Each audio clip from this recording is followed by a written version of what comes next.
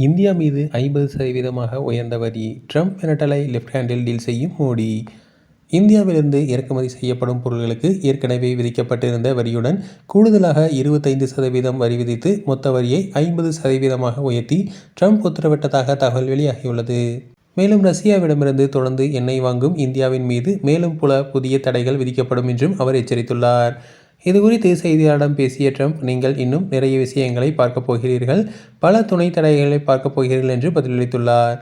முன்னதாக வெள்ளை மாளிகை வெளியிட்டுள்ள நிர்வாக உத்தரவில் இந்திய இறக்குமதிகள் மீது மேலும் 25% வரி விதிக்கப்படுவதாகவும், இதனால் மொத்த வரி 50% உயர்ந்துள்ளதாகவும் தெரிவிக்கப்பட்டது. இந்த புதிய வரி விதிப்பு ஆகஸ்ட் 27 முதல் அமலுக்கு வரும் என அறிவிக்கப்பட்டுள்ளது. இந்த வரி உயர்வை நியாயமற்றது, நியாயப்படுத்த முடியாது என்றும் விவேகமற்றது என்றும் இந்தியா கூறி கடுமையாக கண்டித்துள்ளது. மேலும் இந்தியா தனது தேசிய நலன்களை பாதுகாக்க தேவையான அனைத்து நடவடிக்கைகளையும் எடுக்கும் என்றும், அமெரிக்காவின் இந்த முடிவு மிகவும் துரதிர்ஷ்டவசமானது என்றும் தெரிவித்துள்ளது.